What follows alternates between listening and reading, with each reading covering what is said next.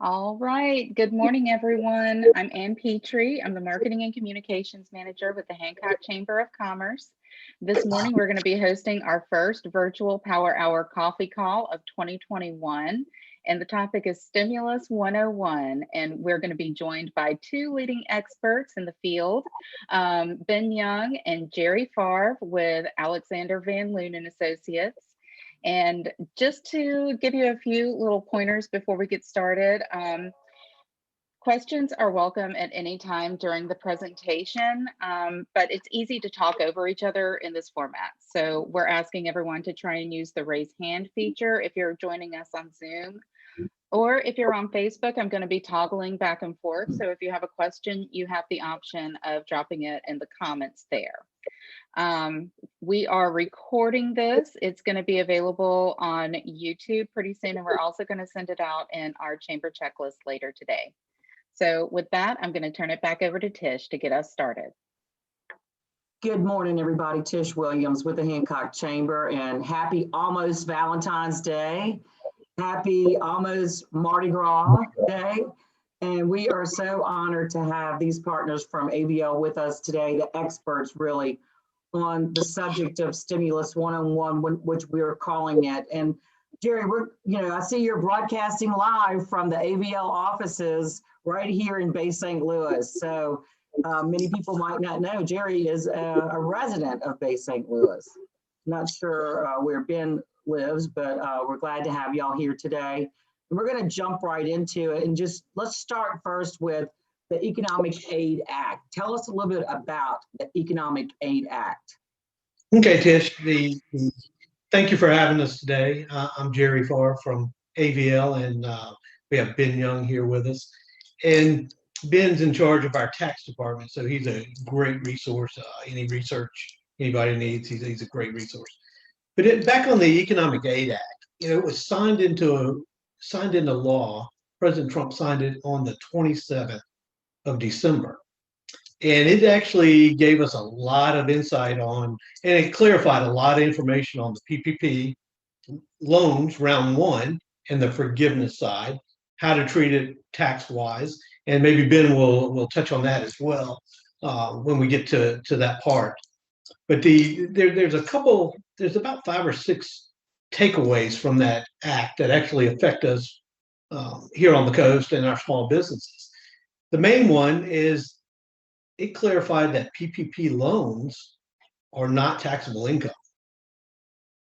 It's not taxable. You don't have to record it as income. It is actually a capital injection by a third party, and I think Ben may touch on that as well, on how to record that on the books.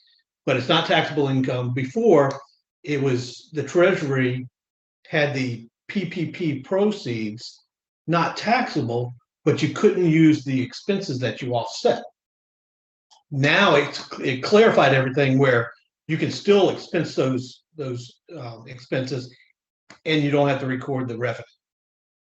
So it's a win-win for us, and we're glad that it was clarified in there. That was the big item. The second item that the Economic Aid Act really helped us with was on the forgiveness side. It changed up the amounts.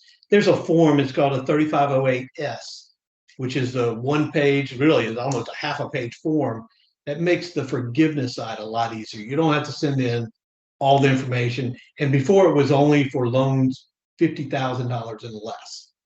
Now it's increased to $150,000 and less. So most of our small businesses fall in that range. So it's made the forgiveness side a lot easier. Okay. Another one was the EIDL advance. On the first round of PPP, and when some people actually went ahead and did some forgiveness, and you had to reduce your forgiveness by the EIDL advance. This clarified that you do not. Not sure how the banks are going to go back and redo those forgivenesses, because if I had a $10,000 PPP loan and we had $1,000 advance, my max forgiveness would be $9,000. Well, if you went ahead and did your forgiveness, you got $9,000 forgiven, you owed $1,000. Now that they clarified it, I'm not sure how they're going to go back and do that. That'll be a follow-up sometime down the road because they don't know yet either. So that was a big item too. The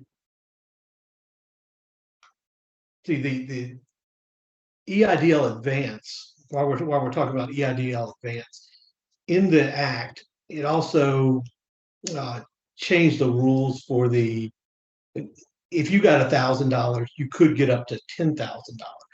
But there's some rules on that you have to follow. To get the additional advance, your revenue in any quarter had to drop about 30% or greater. Okay, in any quarter compared to the same quarter in 19.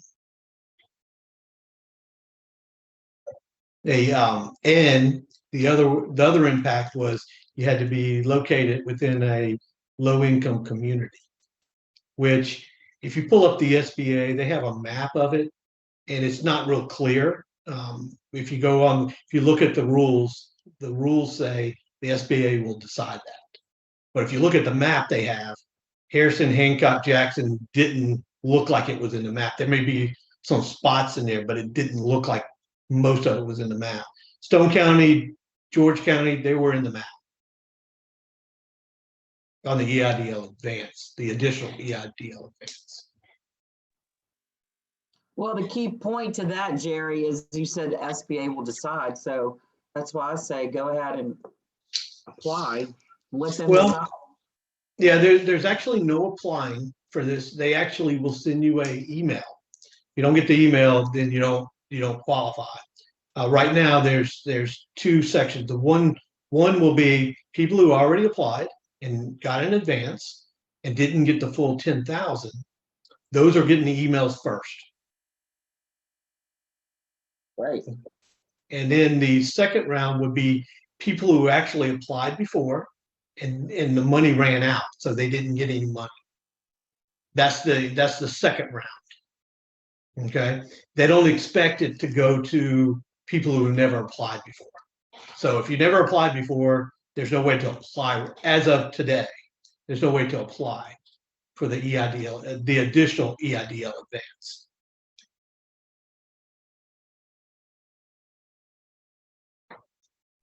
So look for your emails. So any more on the Economic Aid Act that you wanted to bring out on that? The other big item on the act was it set the ground rules for PPP round 2. And PPP round 2 has been going on for about a month now. And about just our experience and talking to the SBA and talking to the bigger banks, about 25% of the people who applied for round 1 actually qualify for round 2. You actually have to show a decrease in revenue in any quarter of 25% or more. A lot of our companies didn't. Fortunately, they didn't. But if you did, and you have to have less than 300 employees. So, yeah, what I wonder is if businesses don't realize that they are eligible for the second draw PPP. They're probably out there thinking, well, I got the first draw, so am I eligible for second draw? But you are. You just have to qualify using a different time period, correct? That's correct. So you can actually use to calculate. First, you have to qualify.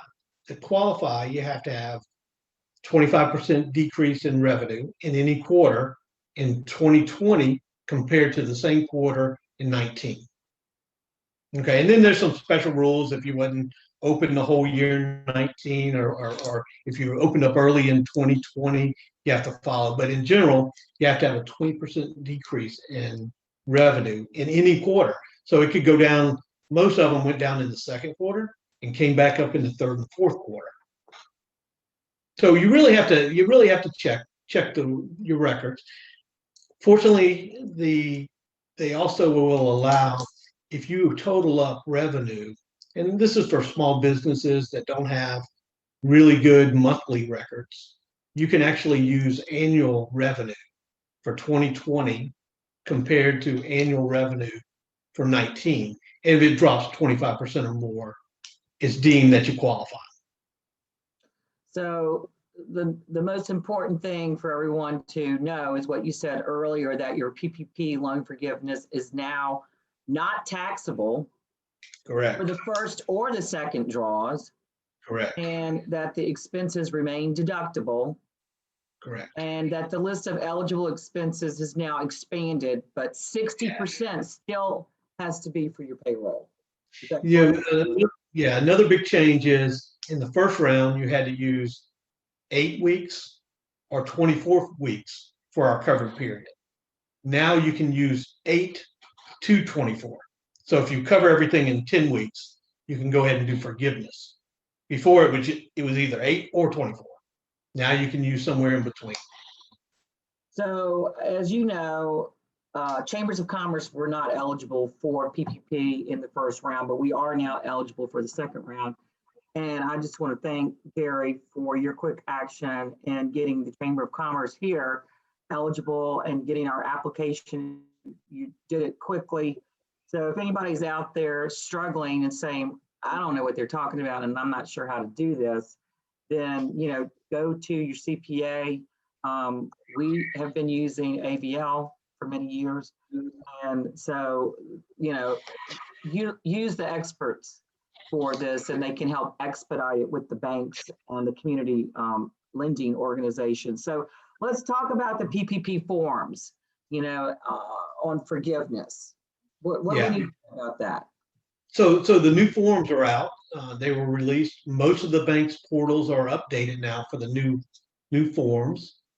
There's the 3508S, which is the simple form.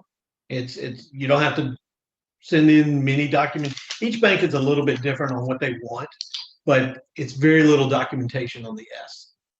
The EZ is still a short form, but you do have to send in some information. You can use that for loans up to 2 million, as long as your FTEs, your full-time equivalents, didn't drop. Okay. One of the things that I'm confused about is, okay, I've now gotten my PPP, it's in the bank account, but now what do I do? Is this the forms that you're talking about? Yeah, this is the form. So what we have to do is we have to go in, once you get the PPP in the bank, and you cover your covered period, because you got yours on round 2, but round 1, we need to go in and actually do the forgiveness form, and it's all in the portal. So most of the banks have the portals now. We log into, we put the information in. They actually will populate the form and send it back to the client for signature. Okay, so when we submitted ours, it was only open to community banks or it's community development financial institutions like the Renaissance Corporation, but now it's open to all lending institutions that are participating in the program. Is that correct? Yeah, as of I think it was January 19th, it was opened up to everybody. So really, you're going to work with your banker after you work with your CPA. Your banker is going to help you make sure that the necessary forms are put forth that need to be submitted for the forgiveness part of this PPP. That's correct. So round 2, you can't do the forgiveness forms until you spend the money. So we have a 8 to 24 week period from the day you're funded to cover those expenses, and then we can do forgiveness forms. Okay, that makes sense. Yeah. So anything else on these forgiveness forms that we need to know about? The forgiveness forms are pretty straightforward. A lot of people are doing them. They're not hard, unless you have a big one that you had drop-in employees. Those are the ones that are complicated. Those are the ones that you need help with, mainly from your CPAs. I guess the only other tip that I would have is, if you don't know you're qualified for the second round, you really need to look at the books. You need to look at the records. And we can help with that too. We have forms that we can send out, and we can send it to you. Maybe you can include it on some of your uploads that you can fill out and just see, because you don't know until you actually look at it. And it's based on gross revenue, excluding the PPP loan round 1. So you don't have to include that in the income. You do have to include interest, dividends, anything like that that you're earning in your business as gross revenue. let's move on to the EIDL advance. You know, one of the things that I think we were all excited about when the stimulus package first came out is we're going to get a $10,000 grant. Okay, when we apply for the EIDL loan, that's the economic injury disaster loan. And I mean, I was pushing that thing hard. I'm like, get your SBA loan in, because even if you decide you don't want the loan, you know, if you apply for the loan, you're going to get that $10,000 grant. And then they changed it in midstream and they said, no, we're only going to give you $1,000 per employee. And I guess it's because they were running short on funding. But now they're coming back and they're saying, yeah, you can now get the up to $10,000 grant. So let's talk some more about that, because that's really exciting news for the business community. It is. Again, you have to show that you have a 30% or greater revenue reduction in any quarter compared to the same quarter in 19. So 2000, you still have to show that to be able to qualify, you still have to show that 30% reduction. Plus, you have to be in oh my gosh, you have to be in the low income. Yeah. So, and then as you pointed out earlier, because I was sitting here going, okay, I did apply for an EIDL loan. I only got the $1,000 per employee grant. And I was wondering how to go about applying to get the up to 10. And then I got an email from SBA. So what you said earlier is you have to get that email. You have to get the email, and then you have to go through and see if you calculate to see if you qualify. Okay, the SBA will determine if you're in a low income area, but you also have to have a 30% reduction in revenue. So speaking of qualifying, I know the next thing you wanted to talk about was the PPP second round. What do they need to know about how to qualify for that? You know, like I was saying, we have a worksheet that we're going to send you. I'll send you, and you can share it with the chamber members. It's really easy to fill out. It just goes by gross income for each month, and it will calculate if you have a reduction in any quarter. And if you do, then you qualify. Then you probably need to apply. You do have to have a 25% reduction in revenue to qualify. So one of the things, I'm sorry, go ahead. Once you qualify, the calculation is basically the same as round one. You can use the payroll from 2019, or you have a choice to use the payroll from 2020, whichever one produces the higher loan. That's the one you would use. So one of the things that we do here at the Hancock Chamber is we listen to our national trade organization, the U.S. Chamber of Commerce, and they have provided us with tremendous resources throughout this whole process. And one of the things that I heard on one of our weekly calls with the U.S. Chamber is advice from Neil Bradley, who is the policy person there. He said, one of the things you really need to pay attention to in this second stimulus round is the employee retention tax credit, because in the first round, you could either do PPP or you could do ERTC, but you couldn't do both. But now you can do both. So let's talk about that with Ben Young, the tax expert. You know, tell us about this and what this means for small businesses. Okay, so the employee retention tax credit was originally part of the CARES Act that passed last spring. And the original legislation said that if you had a PPP loan, your business did not qualify for the employee retention credit. The legislation that passed in December changed that and said that you now can, if you had a PPP, you can still claim the employee retention tax credit. However, you cannot use the same wages for PPP loan forgiveness and the employee retention tax credit. So that's the first thing that you need to know about it. All right, so if looking at the employee retention tax credit, first, your business has to be eligible first. So there's two ways to be eligible for it. One, your business you had to be shut down, government mandated shutdown for either a total or partial. And what that means is that your business was closed totally, or your hours were limited. If any of those two occurred, then you're eligible to take the employee retention tax credit for the period that the government mandated shutdown occurred. Once you're able to fully open your doors, even if it's under a limited a limit, you're still open. You no longer qualify for the employee retention tax credit. I don't think there's going to be a lot of businesses that qualify under that provision, because most people are going to use the loan forgiveness that will cover the period that they were under a government mandated shutdown. So the other way to be eligible is for your business to have a 50% or more decline in gross receipts in a calendar quarter. Similar to how the PPP calculation is done, except in this case, we've got to use a 50% decline.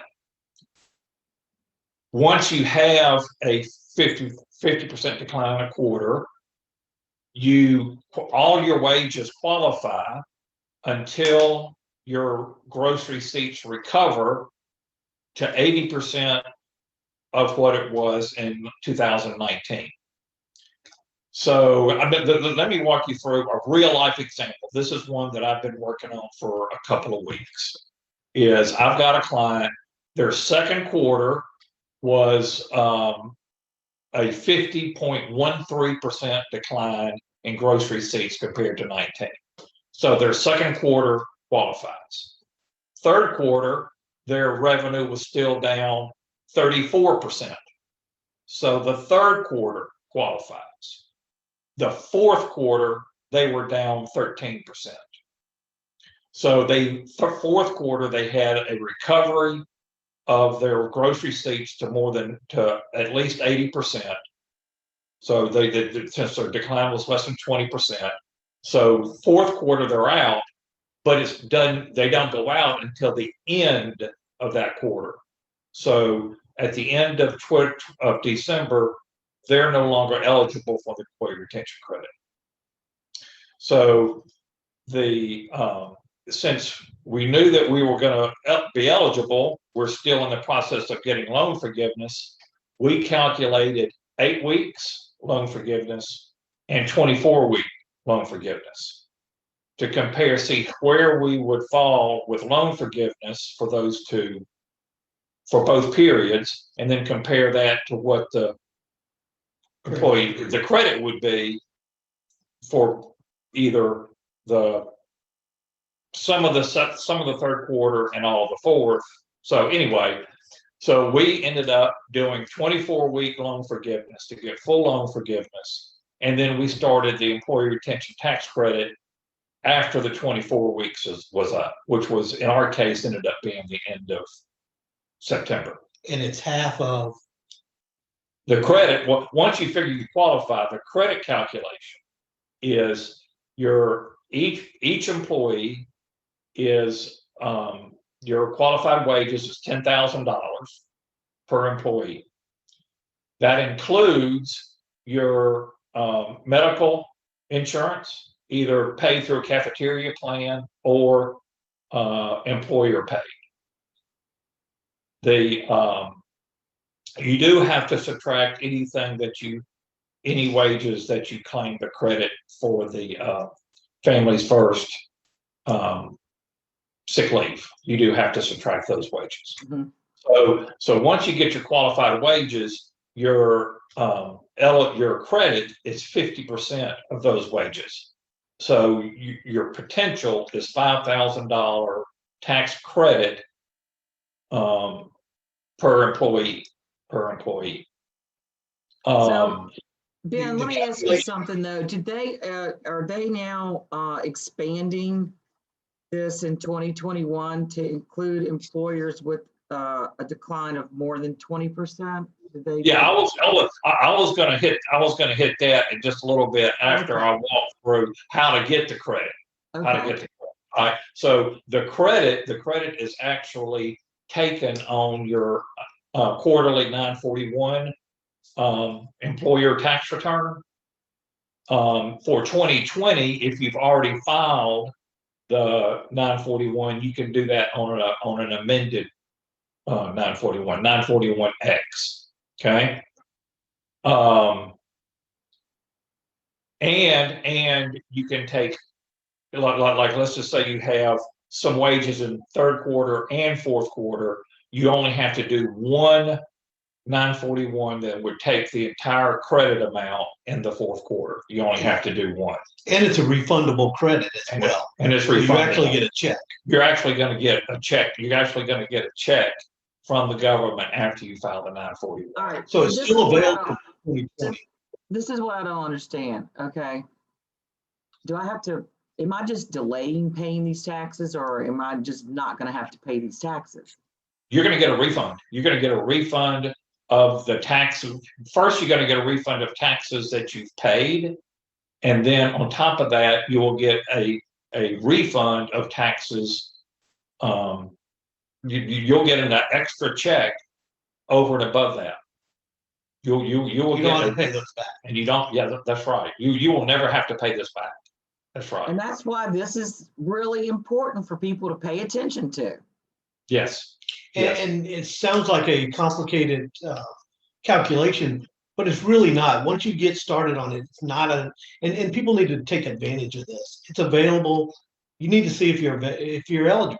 Yeah. If you are, the accountant should be able to do these pretty quick. The one client that I'm working with, and I just mailed the 941, the amended 941 yesterday. They've got about 50 employees, and their refund is about $250,000 for 2020. It could be bigger than the PPP. It's a nice gift from the government. Yeah. Or back to you that you already paid to the government. So that's what's out there for 2020. For 2021, they did make some changes to the employee retention credit for wages in 2021. It's available for the first and second quarter. Your decline in gross receipts is now 20%. And you can compare your 2021 first quarter to either the first quarter of 20 or the first quarter of 19 to see if you have a decline of more than 20% or more. So if you qualify in the first quarter, you will also automatically qualify in the second quarter.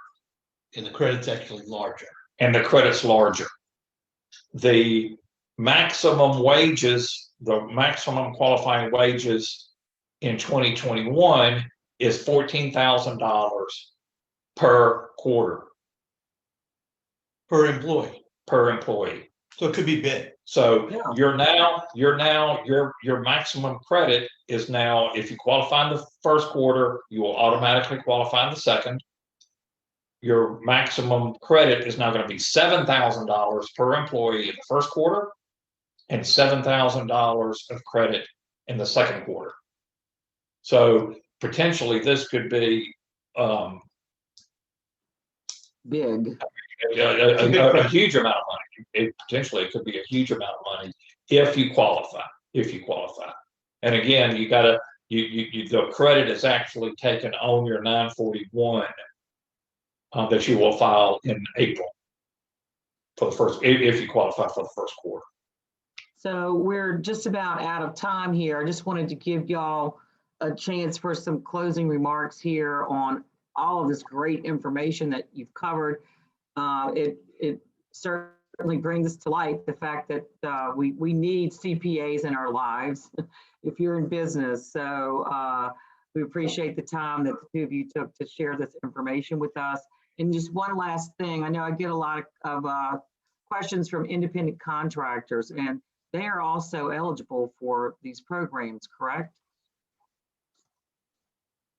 That's correct. So Jerry, do y'all have any closing remarks, Ben? Yeah, the thing that I would say is, if you're a small business, you need to be looking at this. Don't just say I don't qualify. I know we all get busy. You need to be leaning on your accountant, and because the accountant has a lot of this information. Check and see. Check to see if you qualify on both of these: PPP second round, the EIDL advance, and the employee retention credit.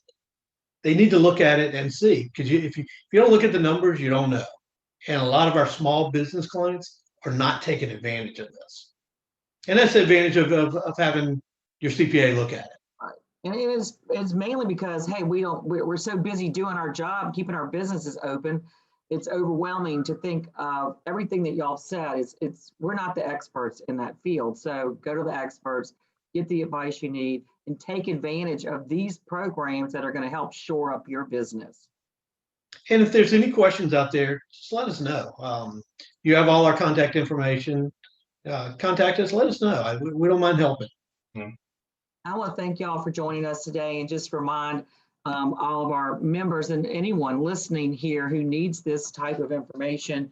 If you go to the Hancock Chamber website under COVID resources, we have a quick overview in our news section about these programs. And also we have a link that will take you to the U.S. Chamber and give you access to all of these guides that have been really helpful to us and our members. So thank you. Thank you for joining us today. And we know that one thing is certain, that there will be more changes. And so We do know that. Continue to listen in. We're going to bring y'all back as these updates become available and bring this information to our small businesses. Thank you. Cheers. And happy Valentine's Day and happy Mardi Gras. Let the good times roll. There you go.